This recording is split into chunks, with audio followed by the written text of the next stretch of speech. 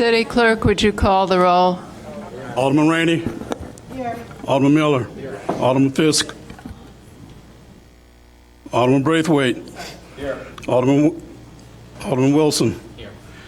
Alderman Tindem. Here. Alderman Ravel. Here. 7. We have a quorum. Welcome to the Monday, July 11th meeting of the Evanston City Council. The first item on the agenda is Mayor's public announcements and proclamations. It is National Parks and Recreation Month, and I have had several concerned citizens email me about our police force. They're concerned over the tragic events in Dallas and also over the equally tragic videos of police shooting young black men.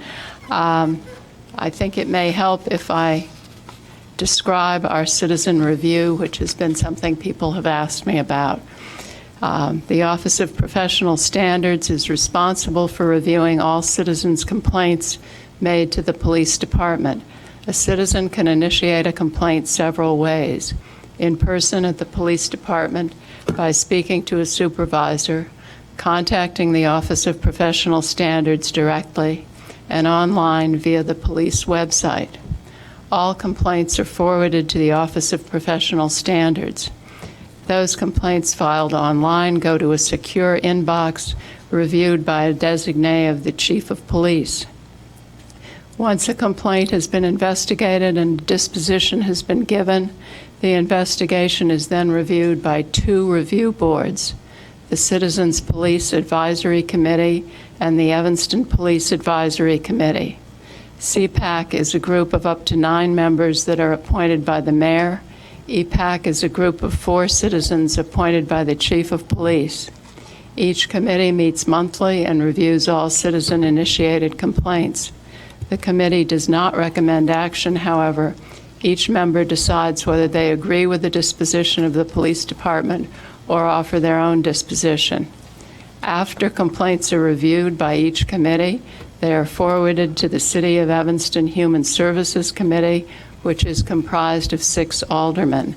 The committee review the complaints as well, and all complaints are published to their website. Each complaint, when published, contains the disposition and discipline, if imposed, as well as the dispositions given by CPAC and EPAC members. The Human Services Commission meets monthly, where complaints are discussed. Below is a link to the CPAC webpage, which contains previously published police complaints. It's cityofevanston.org, government/agendas-minutes/agendas-minutes, Citizens Police Advisory Committee. I believe our complaints are on TV, are they not? Yes, Madam Mayor, the Human Services Committee each month reviews that packet that is prepared by the Office of Professional Standards and has been reviewed by those 2 citizen committees. And so those complaints are discussed by the Human Services Committee, and members of the public are welcome and often do come and ask additional questions. So I believe, and I've said before, that we have an excellent police department. We are far from perfect, but we are always trying to get better. And our police department, as I have said many times, reflects the community. We do have a diverse police department, and we have some extraordinarily dedicated public servants. That concludes my report. City Manager, do you have announcements? Yes, Madam Mayor, members of the council, good evening. I'd like to make a new staff introduction. If Anise Sanchez could step up to the podium.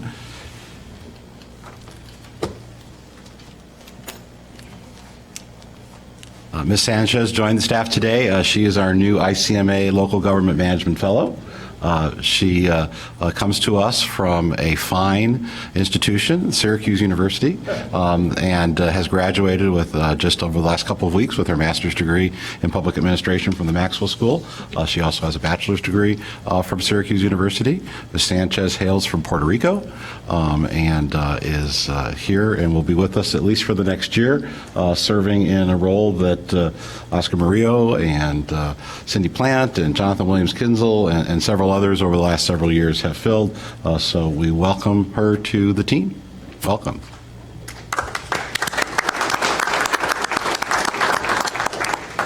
That concludes my announcements. Thank you. City Clerk, do you have communications for us? No communications this evening, Madam Mayor. Thank you. Next on the agenda is public comment. I'm going to call the first four names, and please speak in the order in which you're called, and you each have 3 minutes.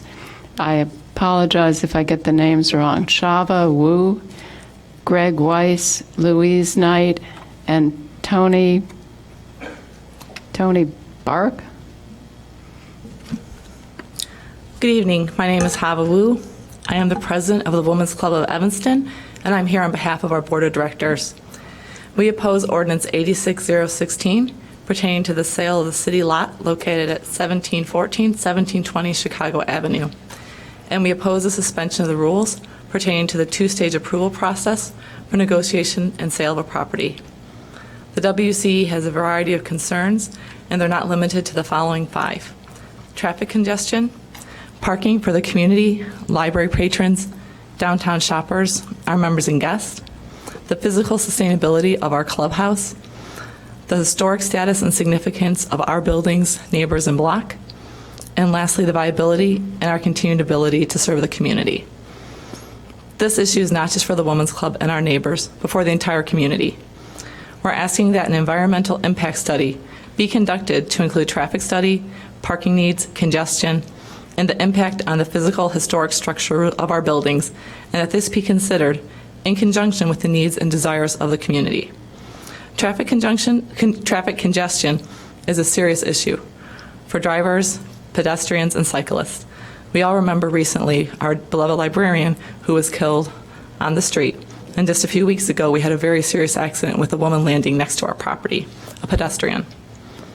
The loss of 74 parking spaces and the recharging stations must be addressed. The library, Francis Willard House, our downtown businesses, as well as our club, need parking to remain viable places that the community can enjoy. When considering possible development, we must consider the impact on our physical buildings. What can our old historic homes withstand? Can they sustain the development? The historical significance of our block, the actual buildings, the tenants, and also the mission of the organizations should not be overlooked. The legacy of our block, the leaders, the women of Evanston, and the nation who are remembered and honored here must be preserved. And lastly, the impact on our building and our organization's ability to serve and give back to the community will be negatively impacted by construction and development. The Women's Club opens our doors to numerous community and private events. We're able to fundraise for the community and be generous donors while supporting countless community organizations. In the past 3 years, the club has raised well over $500,000 that's been reinvested in our community to various nonprofit organizations. Construction development will negatively impact the events we can host and our ability for the club to support the community and those in our community that need it most. If the city moves forward, the WCE and the community must be involved in the planning. We need time to review proposals and to understand the consequences. We ask for your attention. We hope that you understand our concerns, and thank you. Thank you.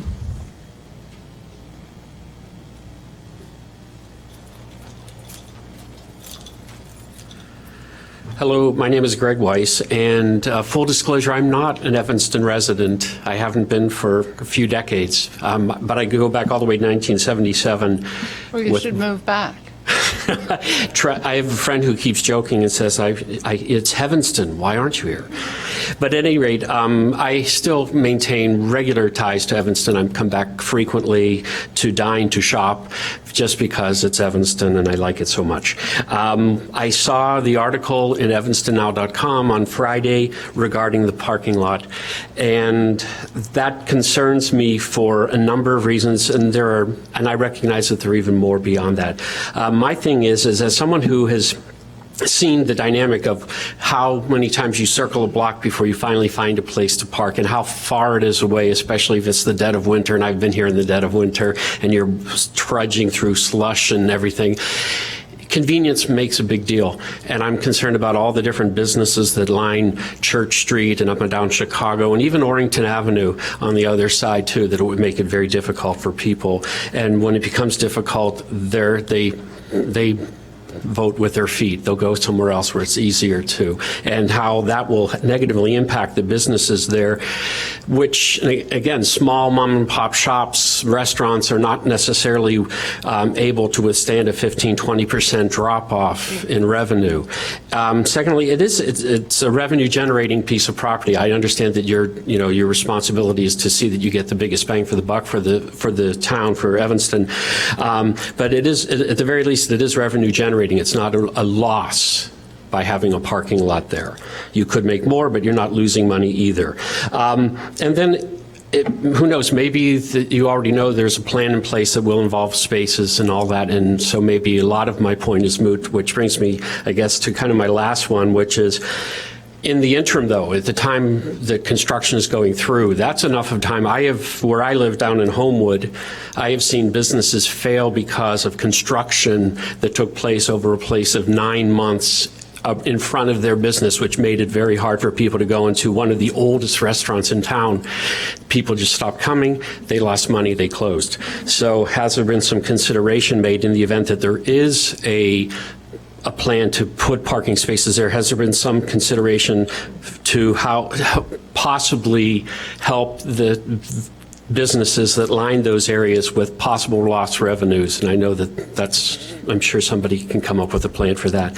I would just hope that, if anything, instead of accelerating the timeline and suspending the rules, that this is something that the due diligence speaks to, not suspending the rules. Give it as much consideration as possible so that everybody has a chance to fully understand where you're going with this. Thank you. Thank you, Louis.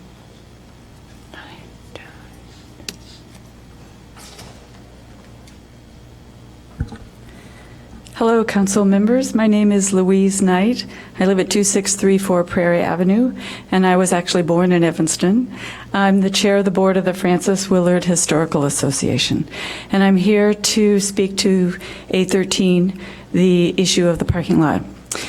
First of all, I would like to associate the Francis Willard Board with the remarks of the president of the Women's Club of Evanston.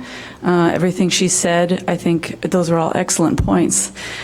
My purpose here is to speak to the question of whether you should suspend the rules and move forward without any debate or in-depth consideration of all the complexities involved in the idea of developing the parking lot with the developer, having staff go and negotiate. It seems to me that this is a very, very prime piece of real estate.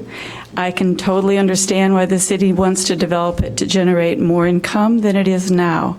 But to me, that also means, since it's right downtown and is possibly the last piece of available property right downtown, that it requires a lot of public input. You're just getting snippets of things tonight from those of us who managed to find out about it.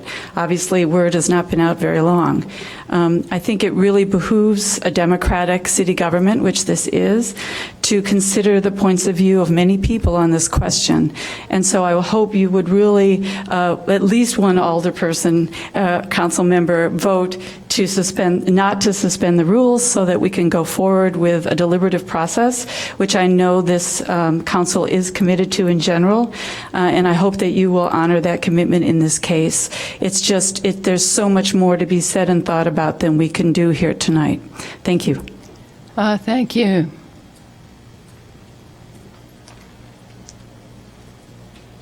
Hi, I'm Dr. Tony Bark. I use the term doctor because it's pertinent to what I'm going to say. I have a LEED accreditation and I have a master's in medical science, specifically in disaster medical management. And I co-produced a documentary on food and pharma 2 years ago that has been free for public viewing because I go around giving Senate testimony in Senate health committees. And I'm here tonight because I'm quite concerned regarding the use of Roundup in public greenery. It's come to my attention on a few occasions. I've spoken with Mayor Tisdall. I know that the plan is to halt the use along the waterways, along the lakefront, but I did speak with Deborah Shore tonight. The policy of the Water Reclamation Department is to not use it at all in any of their public greenery. It does seep into the water table. We have yet to get any confirmation that our own reclamation department is even testing for it. It's an oversight. They are banning it all over Europe, and we are using it in our public green spaces. Now, we are being sold a bill of goods by people who are in favor of using it, saying that it does not affect mammals. Well, it does not indirectly poison mammals, but it does not directly poison mammals. It directly poisons everything else that's living. All eukaryotic, all prokaryotic organisms, that's all our birds, all our other animals, all the insects. It's an antibacterial. It's an antibiotic. We're creating resistant strains. But what it does do to humans is it kills off their normal flora, which is the microbiome, which if you listen to what's going on in the news, there's billions of dollars being given for the study of microbiome. We know that when we disrupt it, we disrupt vitamin production, thyroid hormone production, endocrine disruption. We see increases in Crohn's and ulcerative colitis and autism, in ADD, in Alzheimer's. The list goes on and on. This is a serious issue. And every person that I've interviewed in the city of Evanston, by the way, I'm a lifelong resident, has said that they would much rather see weeds on the city greenery than have to keep their pets and animals and their children off the city greenery. The other issue is that the city workers spray it. They're not following MSDS information, which OSHA says they need to be in a full body protection suit with a mask and glasses. That's not happening. We're not notifying the public, and immediately after being sprayed, the public is coming with their children, with their infants, with their pets. It is now, glyphosate is in Roundup. That is what's listed as the key ingredient. It is the least toxic of all the ingredients, but it was the one that they knew, that Monsanto knew would get approved. So when I mentioned the term glyphosate to the person who's about to give this another presentation, they were not aware of what that term was, and so that concerns me that it's being used all over. This isn't just in Evanston. It's being used all over. People think it's benign, and it is anything but benign. I am paid to give lectures and to speak to Senate Health Committees. It is exponentially increased liver cancer, which was an unusual cancer. It has exponentially increased ulcerative colitis and Crohn's. It has exponentially increased many things. It's associated with a lot of issues. We know it's a very strong antibiotic, and it's seeping into the water table, and it's on our greenery. And I walk barefoot, so I'm not the only one. I just want to say that it's not a benign issue. This is a very powerful issue, and it's being banned all over Europe. So please consider this. I'm willing to come and do a full presentation with scientific data if you're interested. Thank you very much. Thank you. Next is Junad Risky, Lori McFarlane, Lawrence Byrne, and Robert McCluttioris. Sorry.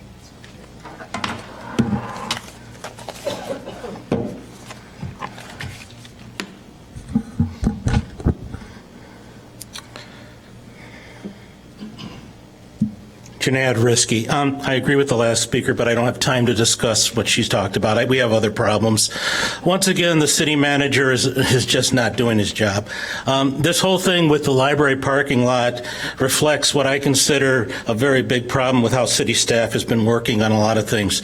I question whether it's legal to go in any negotiations with any person or developer to sell real property, as I read the state statutes. When you put real property, it should be up for bid. Someone on here suggested we're just doing some kind of informal discussion with somebody.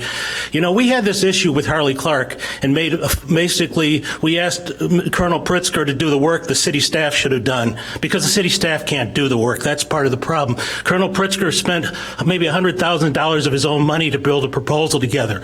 But the question is, if the city staff should have had that proposal built, not Colonel Pritzker. Colonel Pritzker was basically led down a path by the city manager. So what are we doing here with this other developer? We're going to he's going to pay to develop a proposal out of his funds. What does he expect? He expects to get the property. Well, that's not how the city works, I would say, because that's not a bidding process. So we have a problem here. I mean, obviously, we have a problem. And, we have other problems with the recycling center. Now I've heard the site's contaminated. They're not going to buy the property because they can't get the financing. So the property sits now. Nobody does anything on this council to get this property back into the public use, which could be used for recreation for the children of this community. It's a $4 million asset sitting there that's not in use. So I'd like to know about that too. Why aren't we getting this back on the table? How long has this been sitting, lost in limbo of a negotiation now? I'd say at least 6 months or more, and nothing's been done. And there's two other items I'll quickly talk about tonight, and that's basically the water plant. I guess it's improvements. How many times have I come here and discussed the fact that the other users owe us money for these improvements? We never see any financial data what the other users are going to pay. We take it out of our own funds. This is not proper business practice. When these things come up, we ought to be knowing what the other users are paying financially for this, because we don't know what the water department's doing as a business. I keep stressing that to this council. It's not being run as a business. It's been colluded with all the other items in the budget, so basically it can be used as a piggy bank, and you take $3 million out of it too. So that's another problem. Just like the water pipes down at James Park that are covered with coal tar.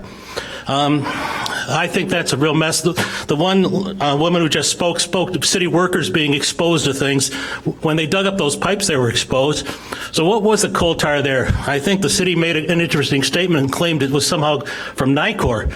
Well, when I look at it and think about it, it looks like to me it was backfill dumped in there, probably by the contractors that put the pipe in years ago. But anyway, the question is, were those city workers exposed to all this? And did they have the proper protection? I doubt it, but who knows?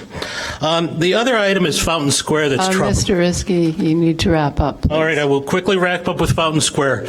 Basically, the issue here is you have $2 million there, and Wally's saying, well, next year I got to look for $3 million. So why aren't we getting an explanation where that money's going to come from now? I think some of you ought to ask that question, because then you're cutting other projects out and not doing things. Thank you. Thank you. Good evening. I'm Laurie McFarland. I'm here tonight to talk about a different parking lot, the parking lot at Ryan Field that's being renovated by Northwestern, and specifically the alley immediately to the west of the parking lot. You all may recall that as part of the process for granting Northwestern a variation, the Northwestern promised to pay $400,000 or half the cost of paving that alley, whichever is greater. You all have before you tonight a recommendation from city staff to pave that alley and to fund the paving of the alley. There are funds identified in your agenda tonight for that. I'd like to point out that there is a difference between what's in your agendas and what the neighbors have proposed and seek. Specifically, the neighbors seek a one-lane alley. Our understanding is, and we do not seek the two-lane alley that is part of the proposal, that the two-lane alley costs approximately $825,000, according to the city estimate. The city estimates that a one-lane alley that we are seeking would be significantly less, somewhere in the range of $200,000 less. It would be somewhere between $600,000, we've heard that figure from the city, or $660,000, which I heard tonight. That is not a significant difference. So what I'm here tonight to talk to you about is this alley is in poor shape. I'm sure you all are aware of that. If you wish to be, it's easy to see if you go down it. The question in your minds is probably, with all of the other alley paving requests that you get, why should this funding proposal be approved? And I have a couple of answers to that. One is that the paving should be done now because it makes engineering sense. The project that Northwestern is doing requires the digging up of an enormous amount of land immediately adjacent to this alley. They then propose to put in the new parking lot, create a landscaped strip and a permanent fence along the alley. And if they do not do the alley at the same time, which they are willing to do if they can get approval from you all and from MWRD, then there are going to be significant problems in just making it come out right in terms of differences in grade, in terms of flooding possibilities, and not to mention the extended period of time that the neighbors along the alley will be experiencing the joys of construction right next to their homes. So engineering fence is one. Present opportunity. Right now we have $400,000 essentially in hand for this alley. The remainder would be approximately $200,000 to $250,000. I noted that tonight, one of the other alleys that is on tonight's agenda for approval that was slated to be done tonight, the CIP for that is $245,000. That is the alley for one block north of Reba, east of Ridge. The alley that we're talking about is a 4-block alley that for a similar investment by the city, we could get all 4 blocks of that paved. So it makes economic sense. There's an opportunity right now to do that. Theoretically, Northwestern will contribute that $400,000. You do need to wrap up. I will. Theoretically, that $400,000 could be available down the pike. But because it's tied to the variation for the parking lot, once Northwestern finishes that parking lot, it does not have a great motivation to continue to work on or contribute toward the paving of the alley. So there is really a moment now. The last point I want to make is that this alley has already resulted in one successful lawsuit against the city for injuries sustained by a person walking in the alley because it's in such poor disrepair. I think it would also head off future costs. And so I think that it's a wise thing to do from that point of view. I urge you all to take advantage of this one-time opportunity. Thank you very much. Thank you.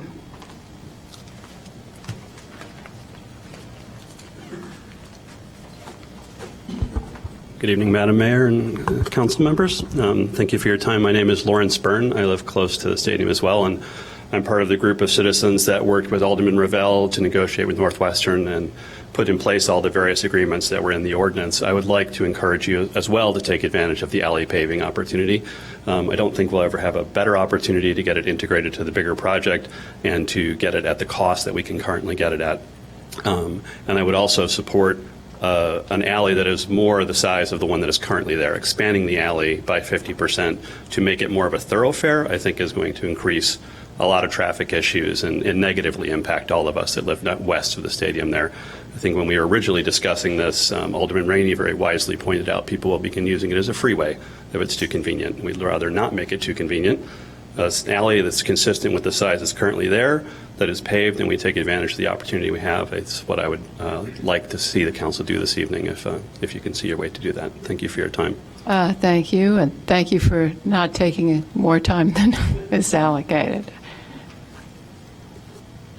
Robert Melchior, I live at 1619 Jenks. We're right on the alley. And our concern is people that live on the alley is safety. And if we have a wider alley, visitors that come in are confused. They're looking for a place to park. They're looking for their tailgaters. They're late for the game. The least path of resistance is the alley. With 2 lanes, we'd have chaos going both directions. So that's why I agree we should have a 12-foot alley, one way with speed bumps to cut down the possibility of accidents and to keep, I would say, better order with people visiting for games or tailgating. As I said, it's the least path of resistance, and if any of you have been to a game outside of the area you live in, you would probably take an alley when you're looking for a place to park because you don't know where you're going. So I think one way, 12-foot alley, paved with speed bumps will solve the problem. Thank you. Thank you. Robert Breland, Nancy Schwartz, Michael Schwartz, and Madeline Ducray. My name is Robert Seelan. I'm at 2759 Eastwood Avenue. I'm directly west of the stadium. the parking lot that's being built to service Ryan Field up until this point was a field in my backyard. What I've noticed with construction so far is they have clear-cut all of the trees and brush that has been kind of created a different grade between the parking lot and our backyard and our alley. The upshot of that has been added flooding in the alley. There's a lot of change going on here in our backyard. So it strikes me that this is different from an ordinary residential alley. This is a commercial development, and I would ask the City Council to consider it as such, that this alley would provide the benefit of ensuring that our neighborhood has proper drainage and that we don't have added flooding as a result of the drastic changes of grade, removal of brush, trees, and other matters that are going on behind our neighborhood. The risk of this change is great, and I think the cost of preventing it, particularly with the drainage provided by the alley, would be modest. So I urge you to approve the alley tonight. Thank you.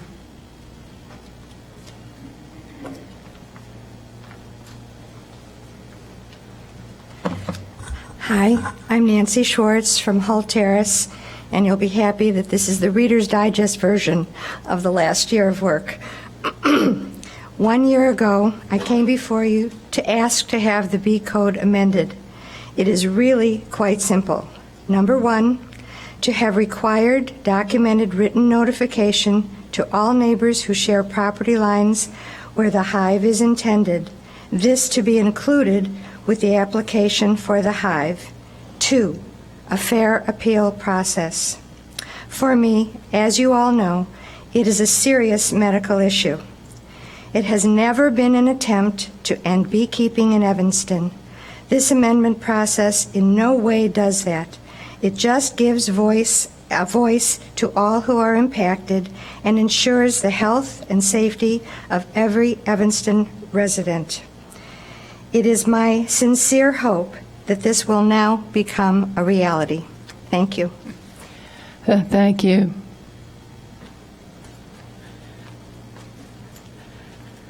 Hi, I'm Michael Schwartz. I'm Nancy's husband, and addressing the same issue is tonight is the culmination, I hope, and I'm sure you do too, of a process that started long ago. That is the revising of the B Code. The additions are relatively minor. 1, it opens a gateway of communication among neighbors, and 2, a door for those who may be severely compromised in which to appeal. This revision does not, and I repeat, does not substantially change the code or put impediments in front of the prospective apiarist that are so onerous as to make them unduly demanding or burdensome. For the majority of applicants, it means talking to maybe 2 to 4 neighbors at the most. It provides for neighborly courtesy and dialogue, which should have been there in the first place, and an avenue for the person with a viable, legitimate reason to appeal to the Human Services Committee, who will judge each case on its own merits. I fail to see the unreasonableness that those who are against the revision or the doom and gloom about the demise of beekeeping in Evanston that is claimed but has not been substantiated. There are only 2 beekeepers as of the last City Council meeting in Evanston, and I don't believe there are many beating down the door to get additional permits. What is so oppressive or demanding about communicating to your neighbor your intentions or an appeal heard and judged on its merits by an impartial panel? I hope you will consider these points when the vote is called for and find in favor with a positive response to the revisions as presented. Thank you very much. Thank you. Bob Cruz.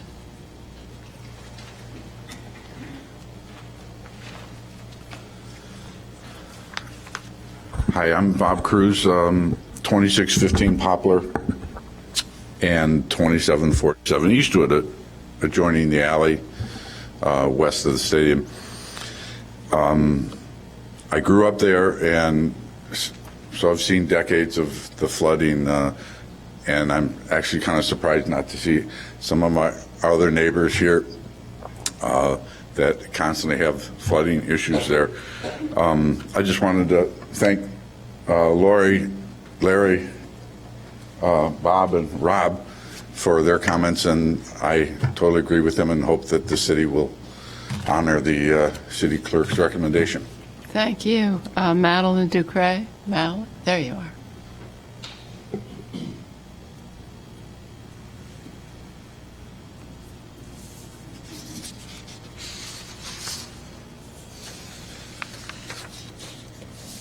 Sorry, Madeline, I thought you weren't here. I'm late, but I can. Thank you. Good evening, everyone. I need to speak about many problems and issues here in Evanston that we are faced with here and in other states, not countries, I'm sorry. States, yeah. As a citizen of the United States of America, I can honestly say it has been quite a while since I have truly felt somewhat safe and feeling able to trust some people more in America. In my opinion, the reason for this somewhat change for the better is because of a person, a man who became our president, President Barack Obama. This president has been disrespected from day one.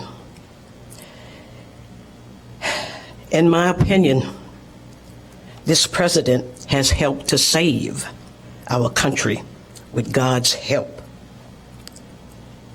He tried and still is trying in this country to make it better for all of us.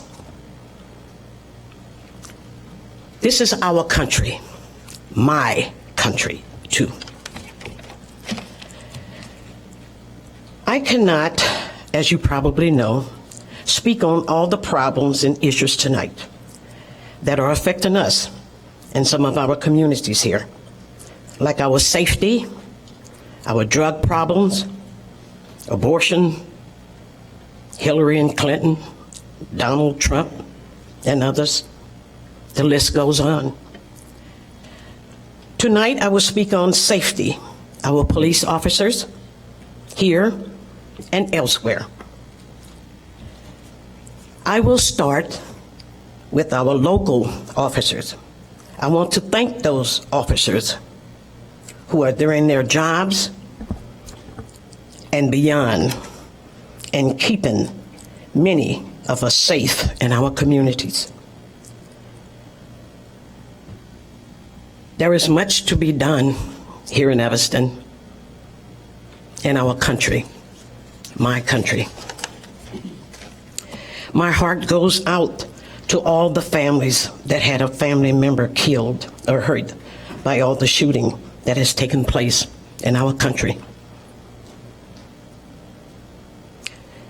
We can do better. As the president said, we can do better if we work together. We must have a dialogue here in Evanston. My brother, who's a policeman, we talked all the time about different things. He said, Madeline, well, call me Brenda, the only thing, you cannot change the world overnight, but you must start locally. This is how we get a lot of things done. All right, most of the people know Chief David Brown. I think most of us have heard of him. I agree with many of the things he stated in the last few days. I didn't agree with a lot of things he said at first, but some of the things I do agree with, and I can see why. You do need to wrap up. I will. Thank you. I will. But I do not believe in the robot bomb or explosive, the way he was killed, this mentally ill man. We can do better. Thank you. Thank you. I know I'm not on the agenda, Mayor. With your announcement that you made early, you named the 3 places where people could file a complaint, but you forgot one specific thing. In 2008, the City Council here voted that complaints forms would be placed at all of the city community centers, that people could go there and get the forms. They are still there for those, and the outreach people tell the people in the community that's where they can go and don't have to call on the phone, go online, or go to the police station. There is a box that's still out there that the city, we paid for them to put there. So I just wanted to let the people know that that still is there unless some change have changed and I don't know about it. If it is, let us know that tonight so they won't be going to the centers expecting to find the forms. I believe they're still there. Thank you, Okay. Betty. Thank you. That concludes public comments.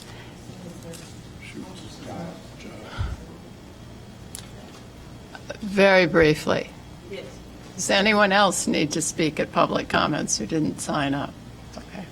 My name is Priscilla Giles, and this is in response to your announcement that this is the month of National Parks and Recreation. And I'm just saying that it was, that looking at the area of Ridge, Oak, and Clark, there are buildings with many people in need of a park. Is it that parks don't produce money, the reason the character of Evanston can't be kept, or is making money more of a priority? Thank you. Thank you. It's really short. All right, Mary. Hi, Mary Rosinski. I just want to invite everyone in Evanston to come to the Great Evanston Fire Grill-Off, which is being held in the Dempster Plaza this Saturday. And so far, we have Valley behind it and a lot of the people over there, and you will have the best burgers in town. Yeah, thank you. Thank you very much. Okay. I promise this is real quick. I just ask regarding the Northwestern Alley paving that action item A3.4 be amended to reflect a one-lane alley at a cost of $660,000. Thank you very much. All right. Is there anyone who hasn't spoken? You absolutely. I agree with him. Okay. Thank you. We're done. That does, I hope, conclude public comments. City Manager, whose special orders of business. Yes, ma'am. Mayor, members of the council, there are 3 items that were continued from a Excuse me, previous. Alderman Rainey has her light on. Appreciate your beginning the introduction. Because we have so much to do this evening and because I have so many comments to make about the ordinance having to do with compensation for Evanston City Council members, and because for 30 years, I don't know about before that, the matter of the compensation report, committee's report, was always first referred to the Rules Committee. And if you look at the last 4 years, on May 7, 2012, the Rules Committee dealt with the Compensation Committee's report and then referred it to the Council as a standing committee issue. So I'm going to ask that you all show me the courtesy of supporting the reference of compensation for members of the Evanston City Council to be referred to the Rules Committee. Our next meeting is the 25th of July. That's one. Second of all, I've talked to the city clerk, and he requests also that setting the compensation for the city clerk be referred to the Rules Committee as well for discussion. Okay, is there a second for that? It's a standing committee. Okay. So I think it just gets referred unless people are going to come out and Right. really object to it. We do have time by law still. We're not going to miss the deadline, right? I just don't know off the top of 180 my head. days from the April election. and that's like October, November. And we would still have to vote it into the budget, right? Pardon me? We would still have to budget it, we would still have to vote this into the Oh, budget. yes, So we have absolutely, of plenty course, yeah. All right, so I'll second the motion. Perfect. Thank you, Alderman Miller. As far as having the discussion, I'm sorry, it was on the 25th, right? Actually, I'm not going to be present there. Alderman Ravel, you're not going to be present as well. If I can ask that we postpone it to the meeting following That's okay. that. That's okay. That's okay.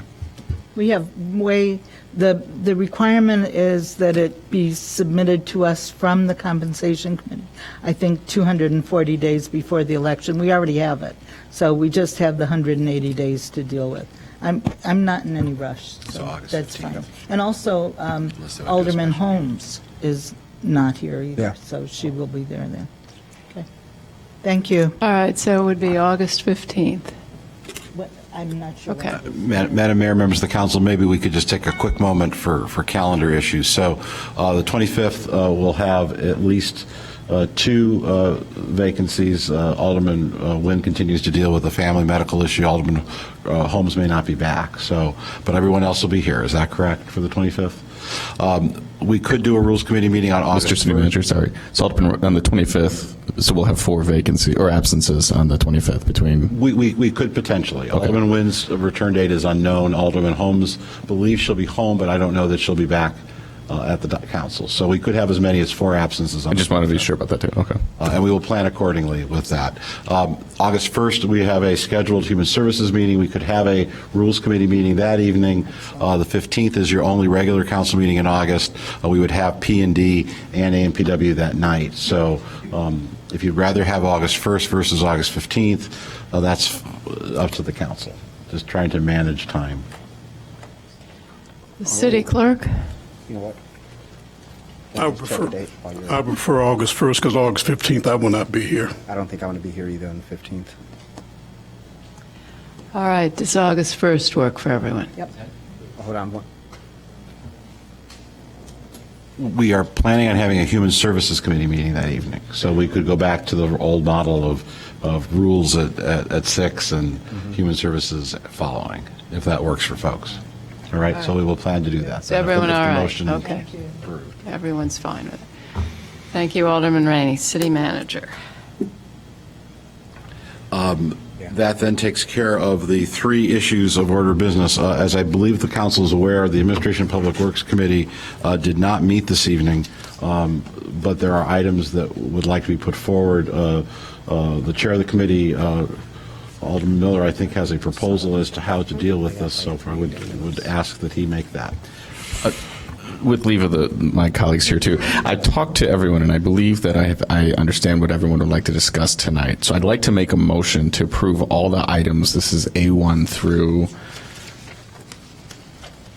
A17. I'll be removing item A3.4. This is the alley paving for Ryan Field, and then also item A13, which is the sale of the parking lot next to the library.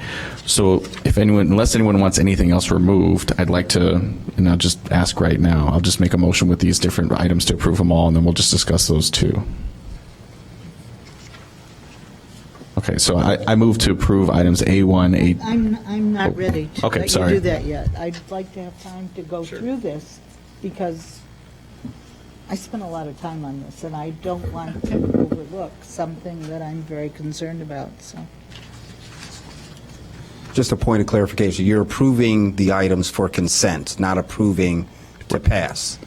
No, I'm actually moving to approve or introduce the items. I think they're all for action. Is that correct? Yeah. All the items that I'm going to be mentioning, except for those 2. Right. Right. So well, I'll move to approve those at a separate time. We'll just remove them, and not in the single motion. So I'm going to move to approve all these items in a single motion. Alderman Rainey. I would just like to say that this, because we had no meeting this evening, other than listening to citizen comment, this really creates a lack of transparency. People who are at home who don't have a copy of the agenda have no idea what we're talking about. And that's okay with me, because at least I know what we're talking about. So I just feel that I hope this is the last time this happens, and that people make every attempt who are physically able to be here to be at this meeting. and there's just no excuse for it. If we don't have a quorum, we should know that prior to the time the meeting begins. Thank you, Alderman Miller. Would it be possible to instead have them go through on the consent agenda? That's what I was suggesting. And then each item would be read. He could So- read them. I mean, Okay. why don't That's you? fine. That's fine either way. That's fine. That way, people who are at home Okay. have some idea of what we're doing. That's fine. So, I mean, Friendly amendment, just move it for consent, and then she can read, and then we're good. Thank you, sir. Well, no, if it's already moved for consent, then there's nothing to read. I believe it would be moved to the To consent consent calendar, as calendar. would the committee's actions. Thank you. so then let's do this then. So I'll just move to approve items, or not, sorry, move to consent items A1, A2, A3.1. I'm going to include all of them for the consent calendar, and then we'll have the motion to remove the two. There you Okay, go. so A1, A2, A3.1, A3.2, 3.3, 3.4, 3.5, 3.6, 3.7, 3.8, 3.4, 5, 6, 7, 8, 9, 10, 11, 12, 13, 14, 15, 16, 17. And then I move that to the consent calendar. And I'll second that. Okay, all in favor, say aye. Aye. Perfect. Opposed? The ayes have it. Are you going to present the ones that are up? Just read. I mean, you already did it, so just read the ones, introduce the ones. Alderman Rainey, just read as we would normally read it, I think. Just did it. We Okay. just need to do it now. But that wasn't the motion. Okay, then. So Alderman Rainey, I thought you were I would going to like read you- them on consent. Well, should I introduce the Ryan Field alley? Because that one I want to deal with. I would. They'll take it off as you read it. Someone will. No. This is getting ridiculous. I move that the consent agenda for AMPW has already been submitted. And second, and why don't we vote on it? Person by person. Because we haven't read it, so people at home don't know what it No, is. It doesn't matter. It's just screwed up to the point where it doesn't matter. So, I'm first on the list of voting. I vote aye. Except we haven't taken off. there needs to be a second. Second. You can't second your own motion. All right, I'm just trying to move this along. Could we all right, just? all right. I'm going to get control of this meeting somehow. It's going to happen. Alderman Rainey, would you please put them on consent and just read them, and we'll take one off? I would rather not. We've already gone through that, All Madam right, Mayor. Alderman Miller. Madam Mayor, the consent agenda has been introduced by Alderman Miller. Could we just vote on it as a group? That was not the motion. His motion was just ANPW. Okay. All right. And it was mine, was your motion? I'll start with planning and development. Alderman Miller, would you repeat your motion so we know? Well, my motion was to place all of the items on the Administration and Public Works Committee onto the consent calendar. This is after we were discussing this. So there's items on the consent calendar that there's been requests to remove from the consent calendar now. Specifically, if we're going to do that, basically everything now is on the consent calendar. I would move that we remove items A3.4 and item A13 from the consent calendar. All Unless right. anyone else has anything else they want to remove. There's a second. Okay. Seconded. And Madam Mayor, I would move that the committee chair introduce those. All right, thank you. City fine. Clerk, would you call the roll on Alderman Miller's motion?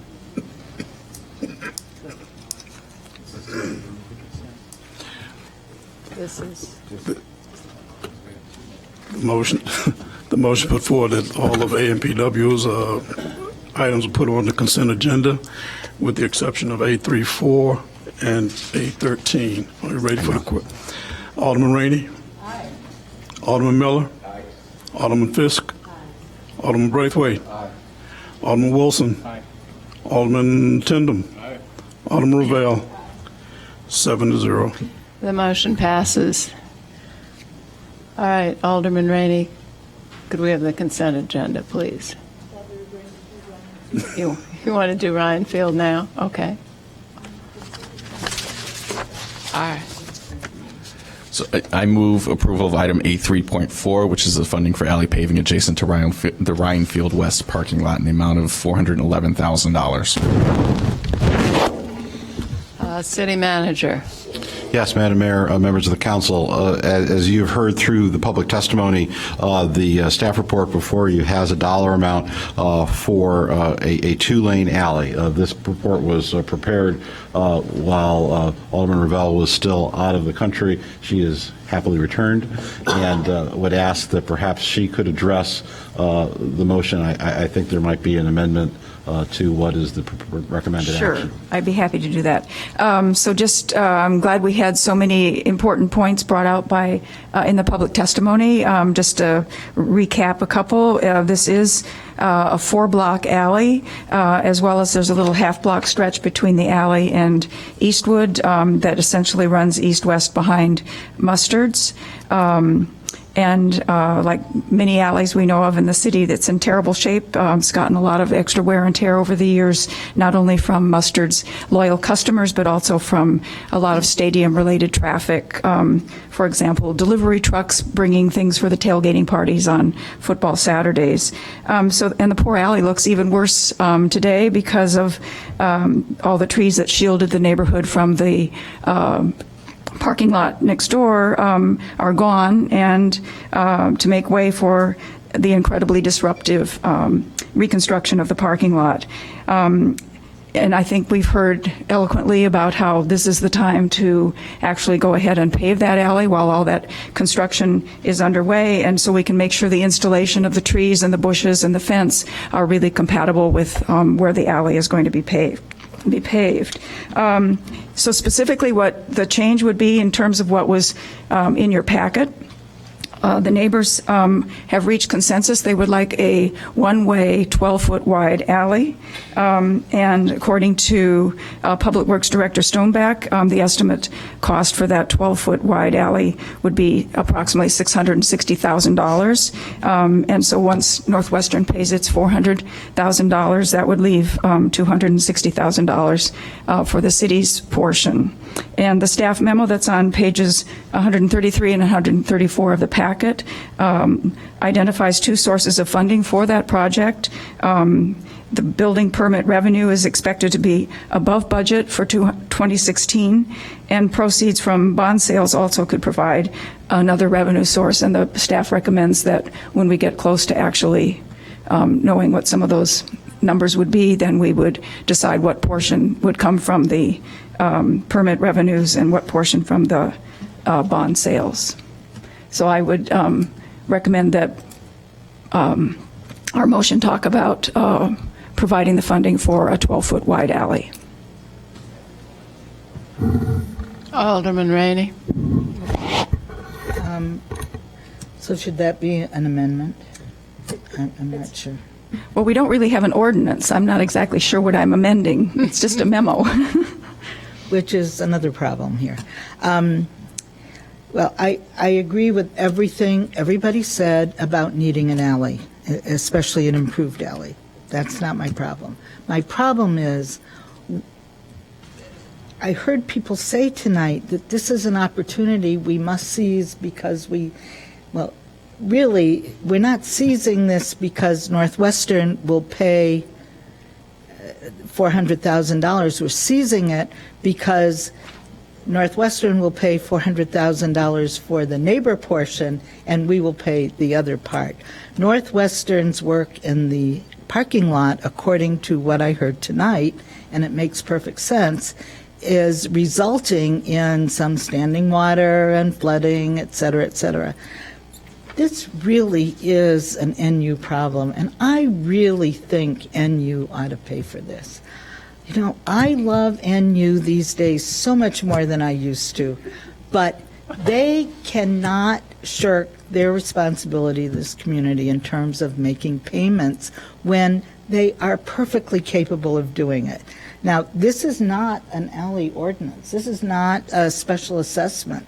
So it appears as though it's being treated very differently. That money that we're going to take from building permits and from bond sale proceeds could very easily be put towards other alleys where the neighbors are paying their fair share. In this case, that's not happening.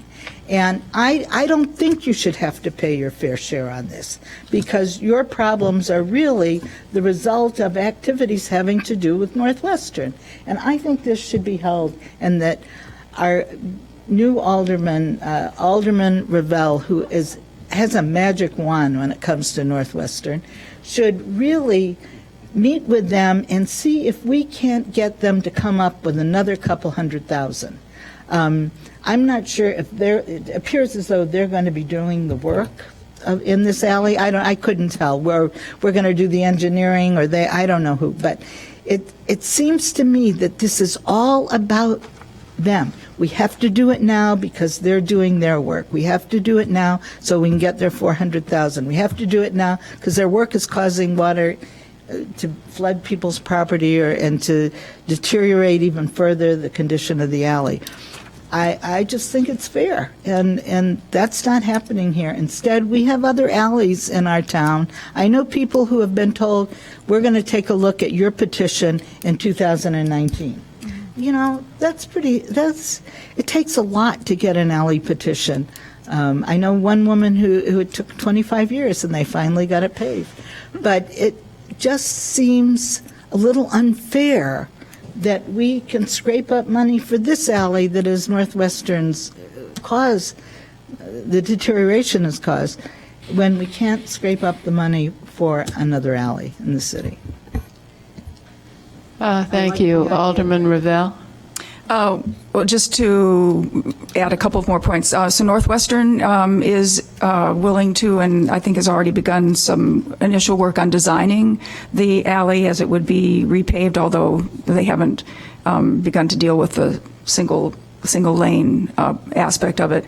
We have had a number of conversations with certain representatives from Northwestern about oh, woe is us, the city, we can't afford our portion, and couldn't you, with all your bazillion dollars, come up with the rest of it? And we've not gotten very far. If I do not have that kind of a magic touch. If the mayor has a touch like that with the president, then I'm happy to let her give that a try. The president is out of town. Whoops. Okay. I encourage us to vote on this this evening. Thank you. I would add to that having been alderman of the 7th Ward, that the parking lot was always a major problem, and flooding came from the problems of the parking lot, and the idea that this will be fixed is, to me, and you all are clear, this parking lot is going to be better drainage and all of that. It couldn't be worse. So solving that will be a major improvement for that part of town. Alderman Rainey. But I'm not. How are we even prepared to vote for this if all of a sudden the alley's gone from a normal alley to a one-lane alley, and you know I don't know. Did Dave Stonebeck do drawings and get an engineering's estimate? I'm just asking. Or are we just throwing out $250,000 or $60,000 that we don't really know is the cost? Dave Stonebeck and several of us were talking earlier this evening to discuss whether the city had any problems or anything with a 12-foot wide alley, and he thought that was perfectly reasonable. But the cost, I mean, he came up with the numbers. Yes, just out in the hall? No, he came up with the numbers earlier at the office. So he actually put stuff down. Yes, he did. He did. All right. Would you agree that you might approach Northwestern again based on the fact that it's less money? Madam Mayor. City Manager. Oh, I'm sorry, Alderman Fisk. Never mind. Okay. Maybe later. Madam Mayor, members of the council, the issue of the payment of the alley has been thoroughly discussed with the university, and this is the arrangement that has been agreed to by the university. If the city council agrees to it, it agrees to it. If the city council does not, then this project will not move forward. Thank you. So it's been moved. What motion do we have on the floor? I move that we approve city funding its portion of the alley paving of a 12-foot wide, one-lane alley between Central Street and Isabella, adjacent to the parking lot. Perfect, thank you. It's been moved and seconded. City Clerk, would you call the roll? Alderman Rainey. Yes, because I like the people in the 7th Ward.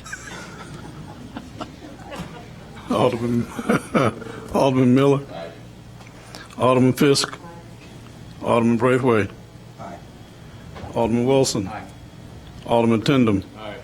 Alderman Ravel. 7-0.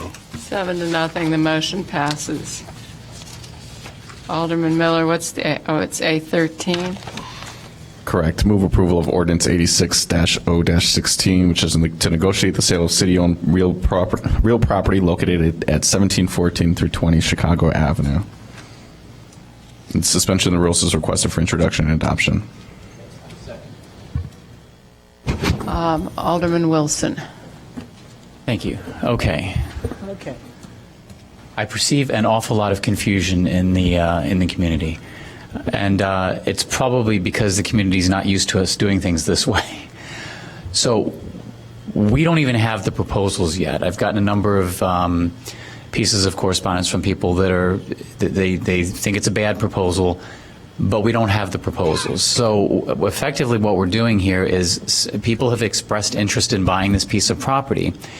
And rather than work things out, talk it all through, we've collectively as a city put this on an agenda, letting everybody know, hey, people are interested in the property. But in order to get those proposals or deals in front of us, the city manager has to talk to them.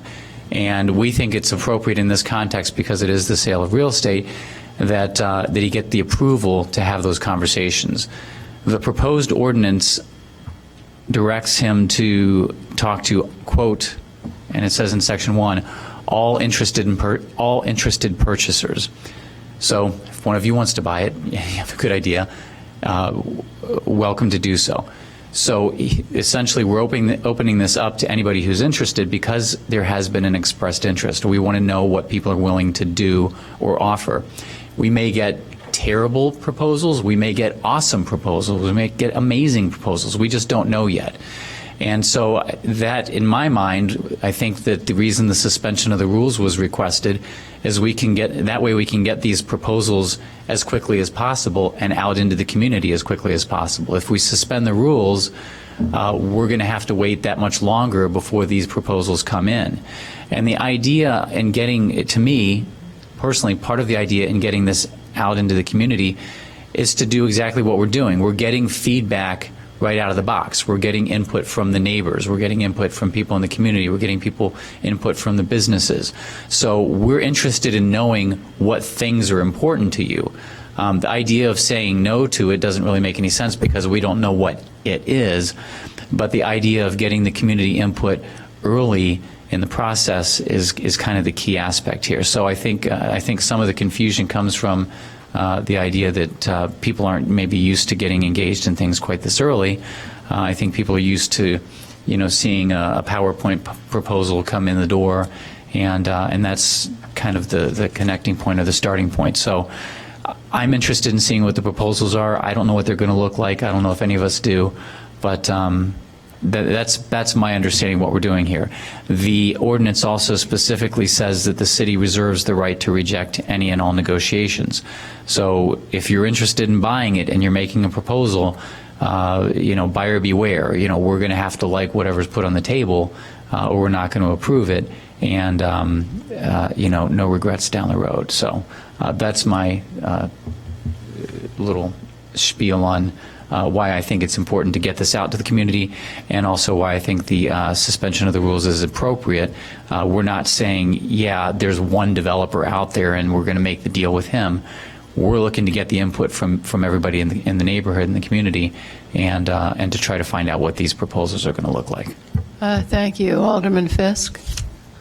Thank you, Madam Mayor. I don't blame anyone who expressed some concern about it. It's just that we have to, the language that's used in as the heading for the ordinance just has to be used.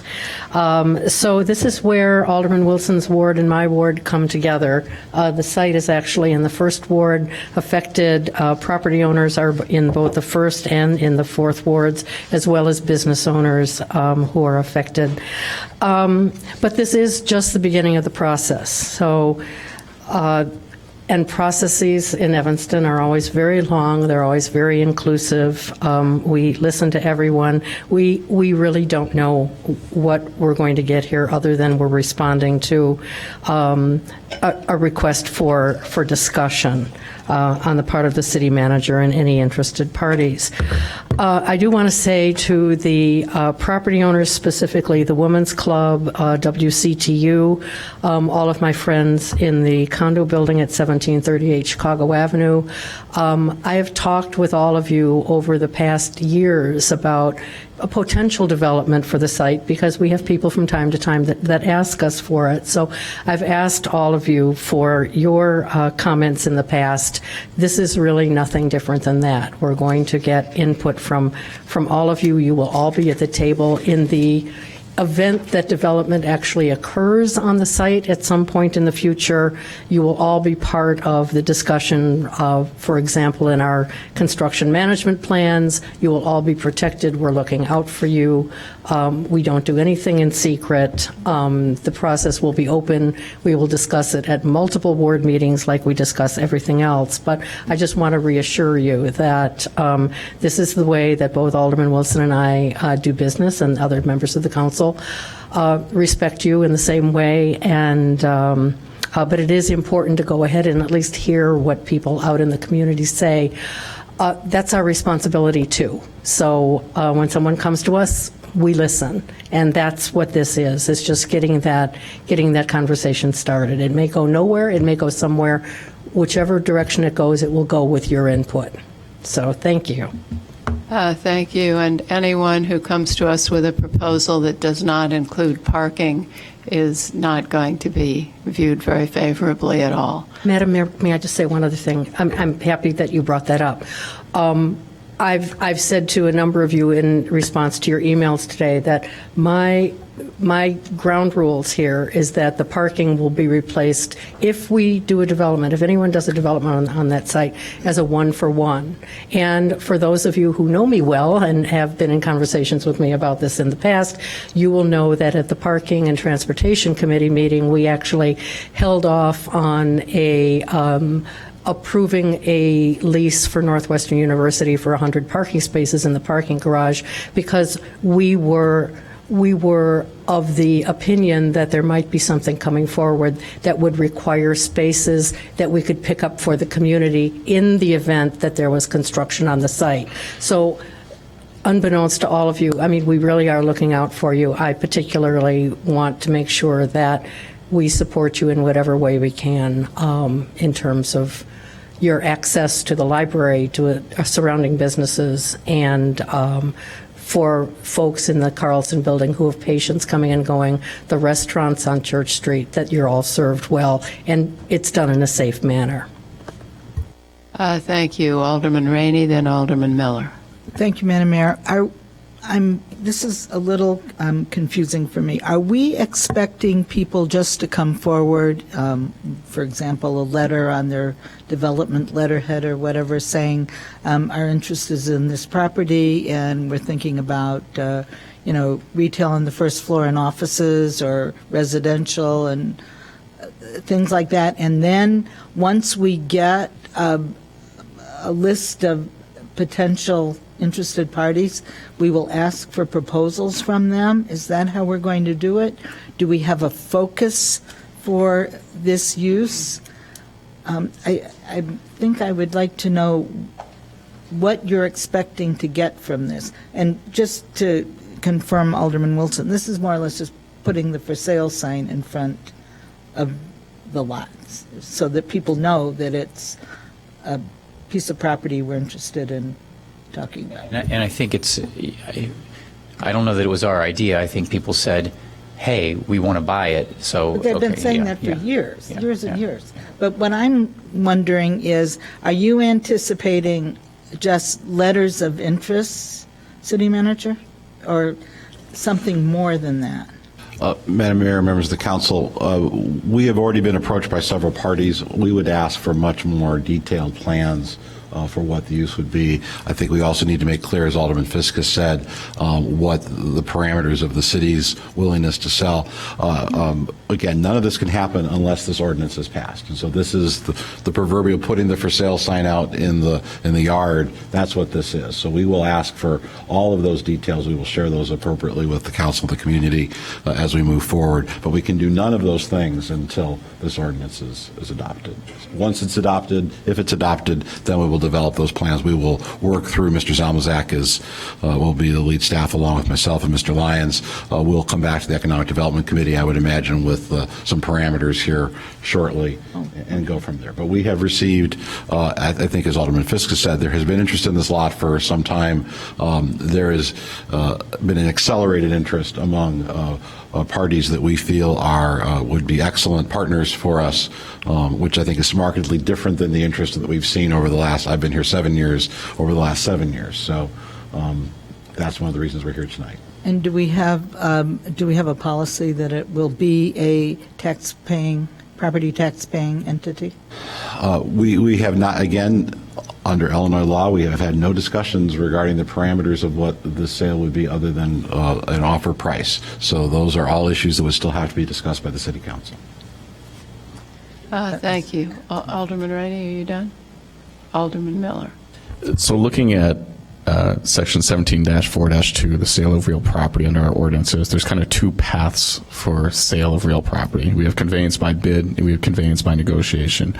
My understanding is this is going to be conveyance by negotiation. Is that correct? So it's not the normal bid process. That is the intention at this point, Alderman Miller. Okay. Pending additional direction from the City Council.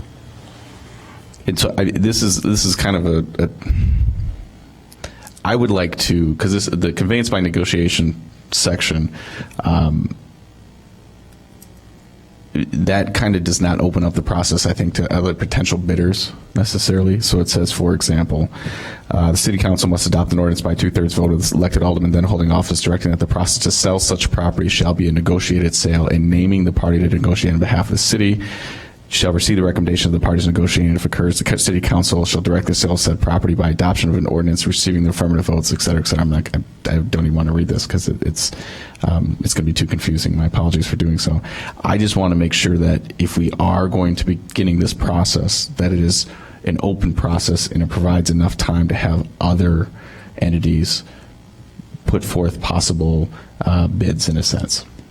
So I don't want this just to be one entity. If there's a number of interested parties out there, we should be discussing all of them with all of them and not just one of them. And we should actually see these different proposals come before the council before we make any action or decision on that as well. And Alderman Miller, members of the council, that is certainly our intent. We have had, I think, we have had 4 legitimate development concerns come forward with legitimate serious interest in this property in the last 30 days. And Alderman Miller, we've been accused of many things, but never have we been accused of being able to move too quickly. Alderman Fisk. Yeah, I just want to remind my colleagues that this is a particularly attractive site, but it is between 2 landmark properties that are very important and give a lot of character to not only our downtown, the streetscape, the community as a whole. So it's they're sensitive and important to me, and I'm sure all of you. Alderman Wilson. My pitch to our local press to maybe throw an extra paragraph into those articles giving the explanation so that people understand it more clearly. Use a couple adjectives too, good ones. All right, it's been moved and seconded to pass Ordinance 86016, negotiate the sale of city-owned real property located at 1714 to 20 Chicago Avenue. City Clerk, would you call the roll? Oh, and suspension of the rules. Thank you. Alderman Rainey. Alderman Miller. Alderman Fisk. Alderman Braithwaite. Alderman Wilson. Alderman Tindem. Alderman Ravel. 7-0.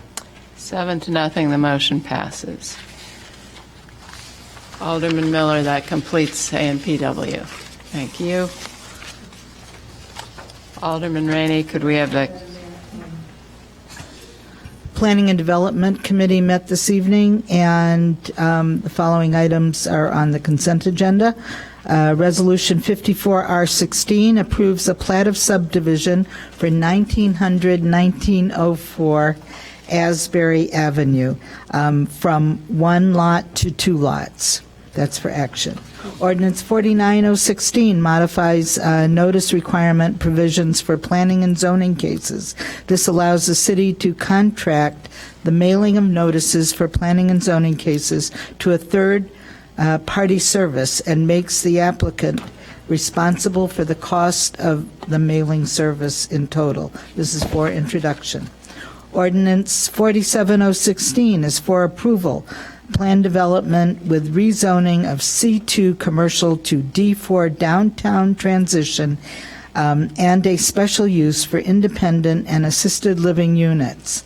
102 independent and assisted living dwelling units, 31 assisted living units for residents with cognitive impairments, 30 memory care units, and contains 67 parking spaces on site. One site development allowance for 102 dwelling units, where a maximum of 84 are allowed by the D4 zoning district. This is for introduction. Ordinance 82016 grants a major zoning relief for no additional parking spaces where 3 are required for a medical office building at 922 Noyes Street, Evolution Spine and Sports Therapy. This is for action. Ordinance 83016 grants a special use for a resale establishment, Goodwill Store and Donation Center at 1916 Dempster Street for action. Also for action, Ordinance 84016, amending the special use for a convenience store at 555 Howard Street in the B3 district. Extends the hours that they may remain open from 10 p.m. to 1 a.m. The Human Services Committee met last week and provide you with Ordinance 46016 for action. This is adding Title IX, Chapter 4, Section 19 and 20 of the City Code to include a requirement for notice to adjacent property owners to obtain beekeeping license. And the requirement of the notice will be any property that abuts the property with the bee requesting the license. It will also include a procedure by which the Human Services Committee can review and rule upon any adjacent property owner's objection to the license application. This is for action. The Rules Committee has met and requests approval for introduction of Ordinance 77016, amending the City Code to establish the Housing and Homelessness and Human Relations Commission. For introduction also is 02, which staff requests continuance of the Ordinance 78016 for introduction by City Council to August 15. If there's no objection, that's what we'll do with that. Ordinance 81016, amending the City Code to merge the Parks and Recreation Board and Citizens Advisory Committee on Public Place Names. This is for introduction. Madam Mayor has made the following appointment to the Arts Council: Susan Davis Friedman, that is for action, and for reappointment to Parks and Recreation Board, Daniel Stein. With that, Madam Mayor, I move the consent agenda. Thank you. It's been moved and seconded to approve the consent agenda. City Clerk, would you call the roll? Alderman Rainey. Aye. Alderman Miller. Alderman Fisk. Alderman Braithwaite. Alderman Wilson. Alderman Tindem. Alderman Ravel. 7-0. 7-0, the consent agenda passes. And we are at Call of the Wards. Alderman Rainey. Thank you, Madam Mayor. Just want to remind everybody that the famous Food Truck Festival and concert will be tomorrow night at Brummel Park. Starting at 5:30. I think there are going to be 9 food trucks there, and the music will be by Our Gang, backed by popular demand from last year. Thank you. Alderman Miller.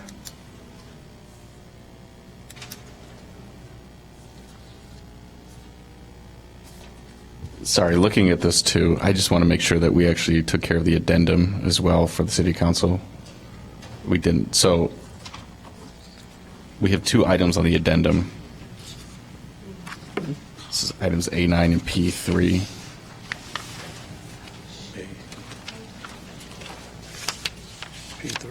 Right. These were both for introduction too.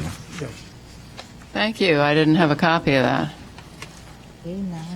So just the 2 items on the A9 or the addendum were in, and this is my fault on Administration of Public Works. A9 is Ordinance 89-0-16, increasing the number of Class D liquor licenses for E-Country LLC doing business as Union Squared, Evanston. And then there's... It's an address correction, is it not? No, this is a new request. This is I think they're the same. It's the same parent company, a different new restaurant. And then P3 is Ordinance 47-0-16. We have this one actually. No, I'm sorry, this was amended. So do we miss A9? When Alderman Miller, members of the council, administratively, when the consent calendar or when the agenda is amended by addendum, then that becomes the agenda. So okay. It was want to a make transposed address, which we make sure that you see as part of an addendum, but it becomes part of the consent calendar. My apologies. Just want to make sure we didn't miss anything. So I have no report. Thank you. Alderman Fisk. Thank you, Alderman Braithwaite. Thank you, Alderman Wilson. Thank you, Alderman Tenden. Thank you, Madam Mayor. I want to remind 6th Ward residents and all residents that there will be a 6th Ward meeting scheduled for July 28th at Three Crowns Park, and subject of discussion will be an introduction and discussion with the incoming school board president of District 65, Candace Chow, and some other support from the city schools. I also want to refer to staff the issue regarding beekeeping, and to follow and try to push the notion of some common beekeeping areas. I even looked in my ward along Lovelace Park, and there are certainly areas where we could encourage community beekeeping, and that would, I think, suffice, would give people an alternative where they're not in their backyard. Alderman Fisk. I'm sorry, Alderman Tindem, were you done? Yes. Okay. Just a moment, Alderman Tindem. So you're asking that a referral be made to a standing committee? No, to staff. We did discuss it at Human Services, the possibility of community areas that could be available for beekeeping. I think I'd like to study that further and see if that's a possibility.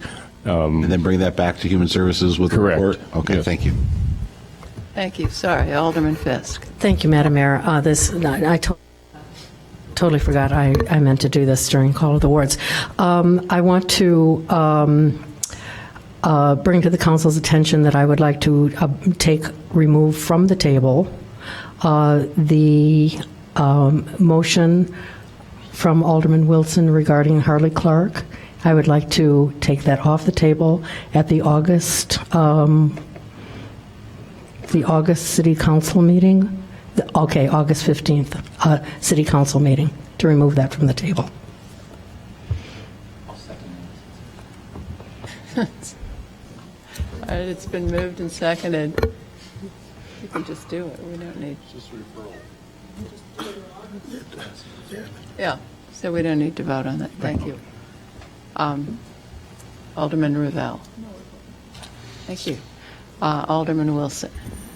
Pursuant to 5 Illinois compiled statutes, ILCS 120/2A, I move that the City Council convene into executive session to discuss agenda items regarding real estate, law enforcement, litigation, and minutes. These agenda items are permitted subjects to be considered in executive session and are enumerated exceptions under the Open Meetings Act.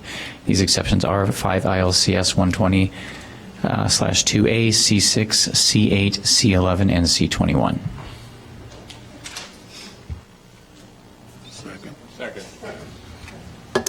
Been moved and seconded. All in favor, say aye. Opposed? The ayes have it.